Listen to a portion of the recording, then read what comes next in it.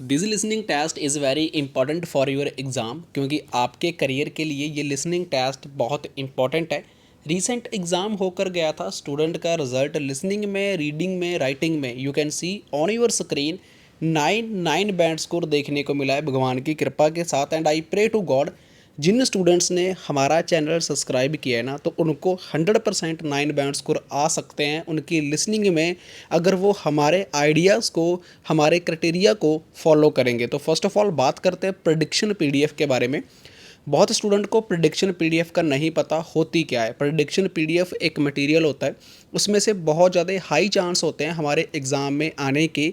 और with screen recording मैं आपको दिखाऊंगा। यू कैन सी बहुत इंस्टाग्राम पेज है, बहुत यूट्यूब चैनल है जो कभी भी प्रूफ नहीं दिखाते, जस्ट बोलते हैं कि पीडीएफ में से आया। बट हम स्क्रीन रिकॉर्डिंग इसलिए डालते हैं कि आपको ट्रस्ट रहे, क्योंकि आप एक फ्रॉड पर्सन के पास या फिर आप एक फेक पर्सन के पास नहीं जा रहे, एक राइट पर्सन के पास जा रहे हैं। भगवान की फ़ोटो लगी है, शायद आप भी इस भगवान को मानते होगे। नहीं तो मैं बिलोंग करता हूँ सिख फैमिली से, अगर आप अदर कल्चर से बिलोंग करते हैं तो आई प्रे टू गॉड कि सबका रिजल्ट अच्छा हमें देखने को मिले। किसी भी स्टूडेंट को प्रिडिक्शन पीडीएफ चाहिए तो दिए गए व्हाट्सएप नंबर के ऊपर आप मैसेज कर सकते हो। मैसेज कर कर आप पीडीएफ को परचेज कर सकते हो। Thank you so much. Like subscribe ज़रूर करें।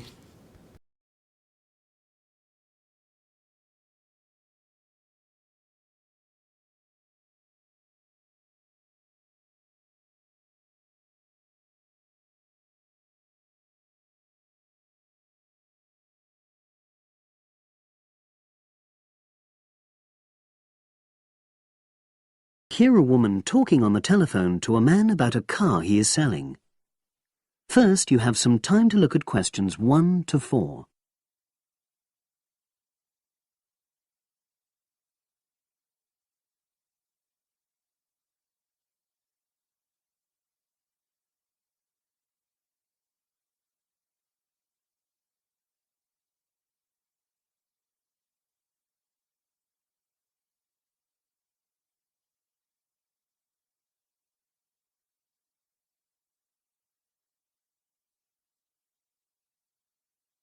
You will see that there is an example which has been done for you.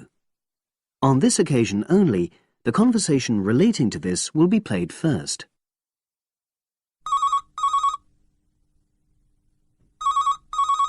Hello, Brian Park speaking. Oh, hello. I'm calling about the advert in the paper. For the car? Yes, the Mini you've got advertised for sale. Oh, yes. I just wanted to find out a bit more information. Of course. What would you like to know? It's my brother who's interested, actually, but he's not in today, so he asked me to call you. Fine. Great, thanks. So, it's a Mini, Yep. and how old is it? Just coming up to 13 years old. The man says the car is just coming up to 13 years old. So 13 has been written in the space. Now we shall begin. You should answer the questions as you listen, because you will not hear the recording a second time. Listen carefully and answer questions 1 to 4.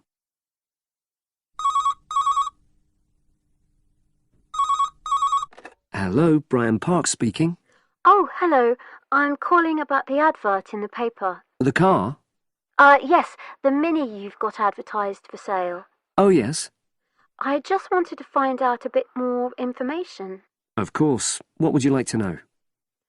It's my brother who's interested, actually, but he's not in today, so he asked me to call you. Fine. Great, thanks. So, it's a Mini, Yep. and how old is it? Just coming up to 13 years old. And I seem to remember from the ad that it's grey. That's it. Doesn't show the dirt. Absolutely. Anyway, the colour shouldn't be a problem for Jeff. You know, the important thing is the quality. Yes, of course. And what about mileage? With it being pretty old, it's probably over 100,000? Actually, it's 40,000 less than that. 62,000 on the clock. Great! I remember now. I'm confusing it with another ad I was looking at. Right. Pleasant surprise then. Yeah. Have you been the only owner, or was there a previous one? I'm the second one. Before, it was owned by a teacher who was a very careful driver, didn't have any accidents. Very good. And what about you? What do you tend to use it for? I haven't used it all that much, mostly for shopping. You know the sort of thing. So not much wear and tear. I'll make a note of that. I know Jeff wanted me to check that. Right. Before you hear the rest of the conversation, you have some time to look at questions 5 to 10.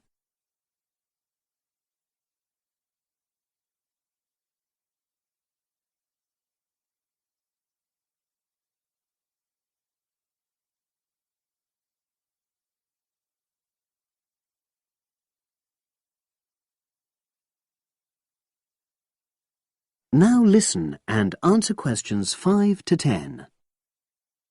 Now, about the price, I see you've got it down as £1,250.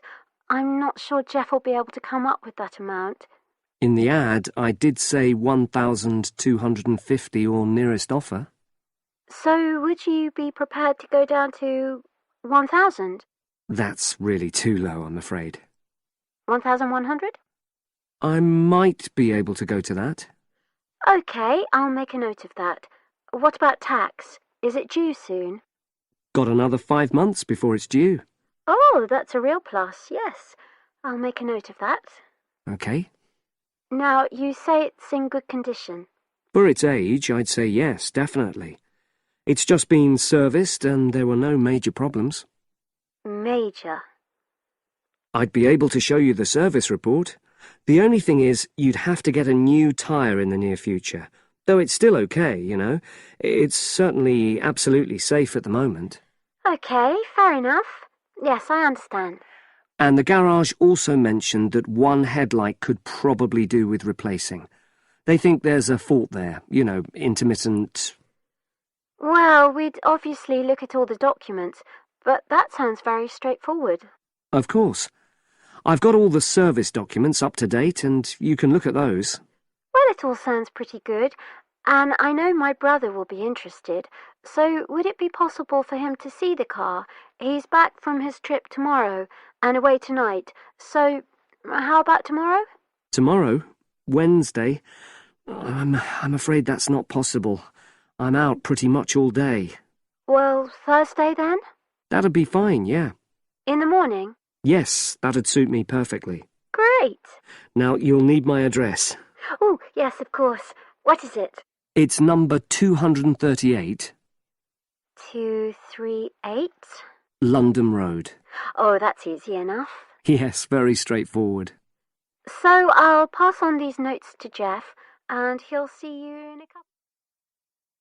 That is the end of section 1. You now have half a minute to check your answers.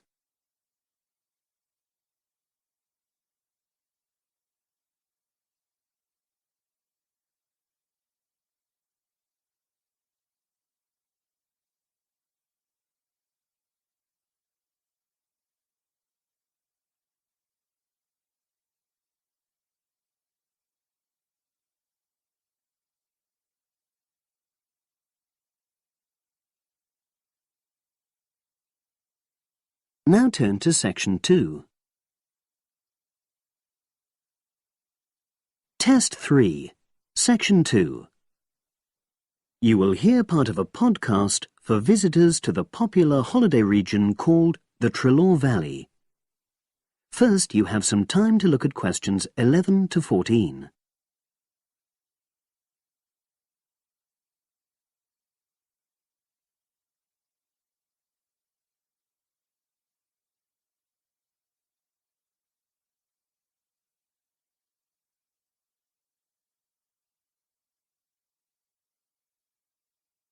Now listen and answer questions 11 to 14. The valley and estuary of the River Trelaw forms an unspoiled, beautiful landscape, rich in both wildlife and sites of historic interest. There are many ways to explore the area, and public transport links are good. It is possible to leave your car behind and travel by boat, train, or bus, with just short walks in between stops. The Trelor Valley Passenger Ferry runs between villages along the river estuary and provides a link with a train station at Barrie, which is about 10 minutes' walk from the riverside village of Calton. In the past, the river was the main form of transport in the area, and as in the past, today's ferry service operates according to nature. The river estuary is tidal, and so the ferry timetable differs from day to day, according to the times and height of the tide. The ferry is also seasonal, normally running between April and September, depending on the weather. A timetable for the whole year can be downloaded from the internet by visiting www.trelorferry.co.uk. If you just want to sit and relax and enjoy the lovely scenery, you can take a river cruise to Calton and back from the nearby city of Plymouth. In the past, steamships brought early tourists along the same route. Queen Victoria and her family enjoyed such a trip in 1856. The journey is quicker these days. The round trip takes between 4 and 5 hours, depending on tides and weather. If you prefer, you can travel upriver by boat and return to Plymouth by train. All cruise boats and trains have wheelchair access. For more information and for departure times, ring Plymouth Boat Cruises on 017-528-23104. Trains run several times a day throughout the year between Calton and Plymouth, with various stops in between. They are used by both local commuters and tourists who want to enjoy the beautiful scenery. The highlight of the journey is crossing the river on the stunning viaduct, which was built at the beginning of the 20th century and towers 120 feet over the water. It is unnecessary to book, and tickets can be bought on the train. For information about fares and timetables, contact National Rail Enquiries by phone or online. The bus service in the Trelor Valley now connects all train stations and villages in the area. Especially for holidaymakers, there's a Rover ticket which can be used at weekends and on national holidays and allows unlimited journeys on those days.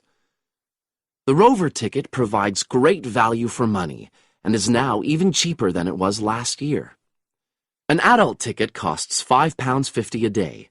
Senior citizens can travel for £4.50, and a family ticket for up to 5 people costs just £12. Tickets can be bought on the bus. Now you have some time to look at questions 15 to 20.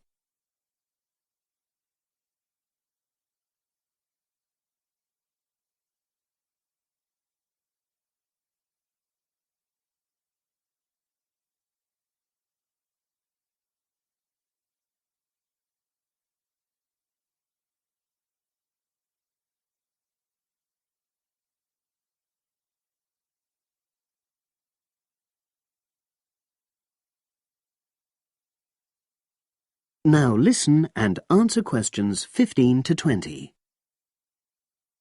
At the center of the Trelor Estuary area is the historic riverside village of Calton. The main road comes into the village from the south, and for those of you who are arriving by bus, it turns left just before the bridge and stops in the lay-by on the left-hand side. From there, it's just a short walk to Calton's various attractions. If you're arriving by car, you have to leave it in the main car park. Go over the bridge and take the first turning on the right. Then go on until you come to the end of that road. It's the only place to park in Calton, but there's no charge. If you're interested in local history, there's a museum in Calton with farming, fishing, and household implements from the late 19th century. As you come in from the south, cross the river and go straight on the same road until you reach the end. Also, on the subject of history, you can go and see the old mill, which has recently been renovated and put back into use. Turn left before you come to the bridge. Then go straight on and then take the first turning on the right. This leads straight there. If you're interested in arts and crafts, there's a potter's studio where you can watch the artist at work. After crossing the bridge, turn left, and it's the second building on the left. Finally, when you feel in need of refreshments, there's a cafe opposite the old boathouse and a picnic area near the mill. That is the end of section 2. You now have half a minute to check your answers.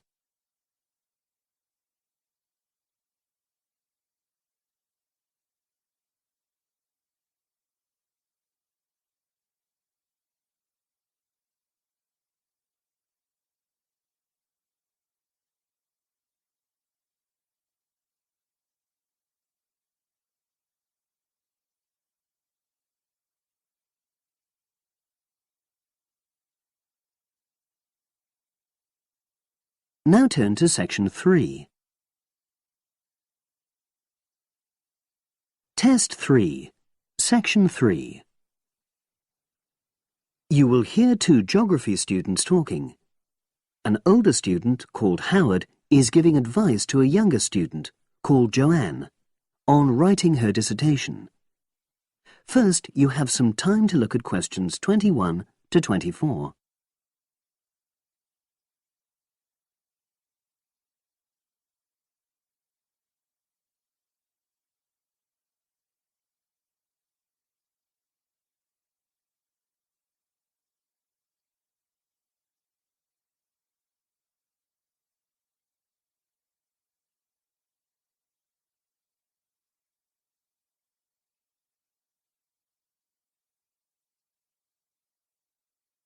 Now listen and answer questions 21 to 24. Hi, Howard. I haven't seen you for a while. Hi, Joanne.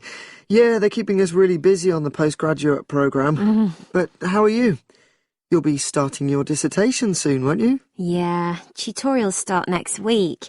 I've got Dr. Peterson. You'll remember it all from last year, of course. It's not something you forget easily. Oh. But seriously, although I didn't expect to enjoy writing my dissertation, and in fact I didn't really find it much fun, I wouldn't have missed the experience. I found it really improved my understanding of the whole degree programme, you know, from the first year on. Right. So, what are you doing yours on? Glaciated landscapes. Although I haven't decided exactly what aspect yet. I did mine on climate systems, so I can't help you much, I'm afraid. But you'll be fine once you start your tutorials. Dr. Peterson will help you focus. I know, and he'll set me deadlines for the different stages, which is what I need. My concern is that I've got tons of material on the topic, and I won't be able to stick to the word limit, you know. I remember I had different concerns when I was doing my dissertation. Last year. Yeah, before my first tutorial, I did a lot of fairly general reading because I hadn't fixed on my topic at that stage. I actually enjoyed that quite a lot and really improved my reading speed, you know, so I was getting through a lot of material. I was frightened I wouldn't remember it all, though, so I got into the habit of making very detailed notes. So, did you find your tutor helpful in getting you started? Yeah, we certainly had some interesting discussions, but it's funny, I saw a brilliant programme about climate change, and it was that really fired me up. It was talking about some recent research which seemed to contradict some of the articles I'd been reading. Now you have some time to look at questions 25 to 30.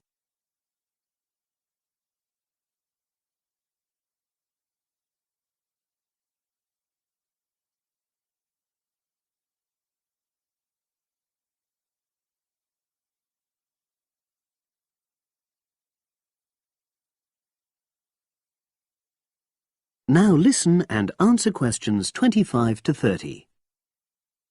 So you say your tutorials start next week? Yeah. Well, the first month's crucial. You've got to meet your tutor and decide on your focus, but don't become too dependent on him. You know, don't see 'em every week, only when you want to check something. Right. Once you've got the focus, you've got to get reading. It's helpful to look through the bibliographies for all the course modules relating to your topic, and get hold of any books you think you'll need. I haven't got much money. I mean, get the books from the library, far better. And I suppose I should prepare a detailed outline of the chapters? Yeah, absolutely. But don't feel you have to follow it slavishly. It's meant to be flexible. OK. Now, I'm someone who likes to get writing quickly. I can't just sit and read for a month. Not like me, then. But if that's what suits you, you know, your natural approach, then you really ought to start immediately and write the first chapter. Right. Now, Joanne, about the library, it's worthwhile getting on good terms with the staff. They aren't always helpful with undergraduates. I suppose they focus on postgrads more. Maybe. But show them you're serious about wanting to do good work. And what if I can't find what I need? Well, there's interlibrary loans. Borrowing books from other libraries, but I've heard it isn't all that reliable. You're right, but you probably won't need it anyway. Be positive. The library is likely to have most things you need. And during the dissertation writing period, you can take out 15 instead of the usual 10 books. Should I look at previous year's dissertations? You can do. But I won't know which are the good ones. The library only keeps the best, and the staff can advise you. Are they willing to do that? Oh, yeah. And I'm worried about getting journal articles from the electronic library. Have you tried to find any yet? No. Well, you should. It's really straightforward. That's obviously something I'll have to look into. Dr. Peterson will help. Yeah, I know I can go to him if I have any worries. Except he will be away in the second month. It's the holidays. You should ask him what to do while he's away. Gosh, yeah. But I suppose I can get a lot of support from course mates. I know a couple of people who are thinking of doing the same topic as me. Take care. Collaboration can become dependency. I think you'd better see how that works out, what the people are like. You're probably right. About other reading, I suppose Dr. Peterson will recommend plenty of good articles to get me started. One thing I'd find out is what his attitude is to internet sources. Surely not in this day and age. I'd better get that sorted out right at the beginning. I would if I were you. And I've also got some questions about the research sections. How much time I should spend explaining the process? Well, I think that's up to you. You can see how it develops as you're writing. OK. It's the same with things like time management. That's something a tutor can't really help you with. I agree. So, is there anything else you need me to go over? That is the end of section 3. You now have half a minute to check your answers.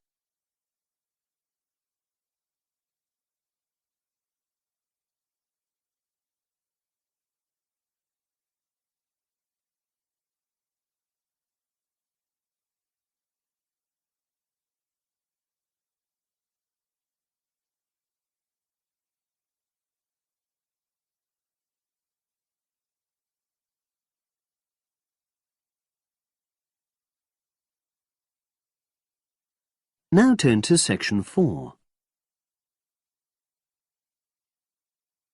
Test 3, section 4. You will hear a psychology undergraduate describing the research she is currently doing on expertise in creative writing. First, you have some time to look at questions 31 to 40.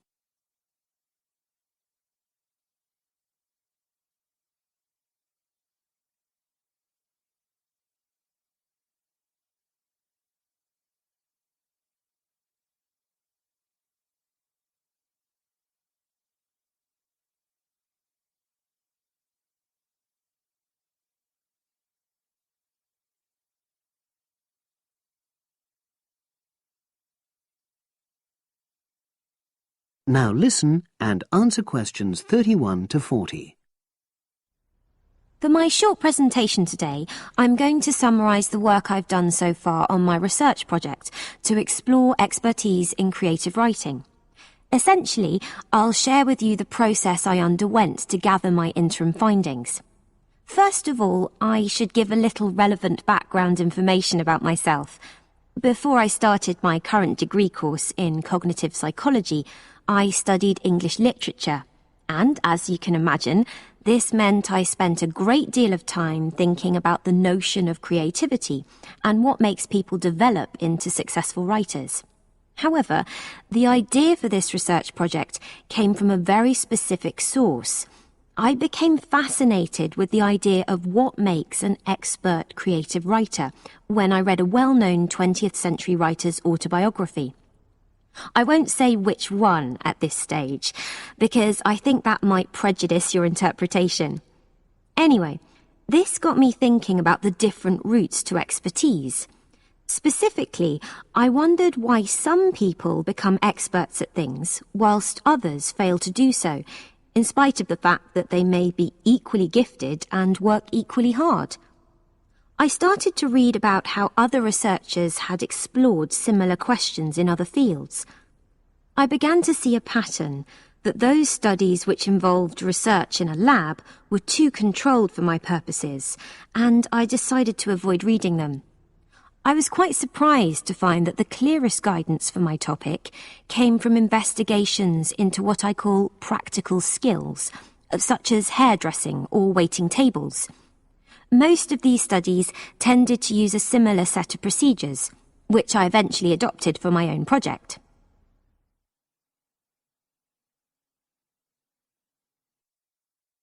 I'll now explain what these procedures were. I decided to compare what inexperienced writers do with what experienced writers do. In order to investigate this, I looked for 4 people whom I regarded as real novices in this field, which proved easy, perhaps unsurprisingly. It proved much harder to locate people with suitably extensive experience who were willing to take part in my study. I asked the first 4 to do a set writing task and, as they wrote, to talk into a tape recorder, a technique known as think aloud. This was in order to get experimental data. Whilst they were doing this, a research assistant recorded them using video. I thought it might be helpful for me in my transcriptions later on. I then asked 4 experienced writers to do exactly the same task. After this, I made a comparison between the 2 sets of data, and this helped me to produce a framework for analysis. In particular, I identified 5 major stages which all creative writers seem to go through when generating this genre of text. I think it was fairly effective, but still needs some work, so I intend to tighten this up later for use with subsequent datasets. I then wanted to see whether experienced writers were actually producing the better pieces of writing. So I asked an editor, an expert in reviewing creative writing, to decide which were the best pieces of writing. This person put the 8 pieces of work in order of quality, in rank order, and using his evaluations, I was then able to work out which sequence of the 5 stages seemed to lead to the best quality writing. Now, my findings are by no means conclusive at this point. I still have a long way to go, but if any of you have any questions, I'd be happy to answer them and go. That is the end of section 4. You now have half a minute to check your answers.